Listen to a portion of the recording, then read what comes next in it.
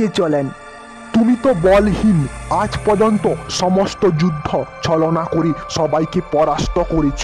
না হলে তোমার ক্ষমতা ছিল না আমাদের পরাস্ত করার মতো। এটাই তো তোমার একমাত্র শক্তি। তোমার অন্তিম সময় ঘনিয়ে এসেছে। বরাহ পৃথিবী দেবীকে নিয়ে আকাশপথে চলেছেন। হিরণ্যক্ষ তার পিছনে পিছনে ছুটে চলেছে। তোমার লজ্জা করে না? শত্রুকে পিঠ দেখিয়ে চলে যাচ্ছ, আবার তুমি নিজেকে ভগবান বলো? ছি! এত অপমানের পরও তুমি শান্ত আছো কি করে? পৃথিবী দেবীকে সুরক্ষিত রাখা যে আমার কর্তব্য। যুদ্ধ হলে উনি ভয় পেয়ে যান।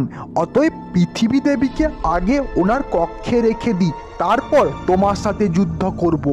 তারপর বরাহ পৃথিবী দেবীকে ওনার কক্ষে রেখে দেন। হে পৃথিবী দেবী, তুমি এখানে একদমই সুরক্ষিত। তুমি আর এখান থেকে কোথাও হারিয়ে যাবে না। তারপর বরাহ হিরণ্যক্ষের নিকটে যান।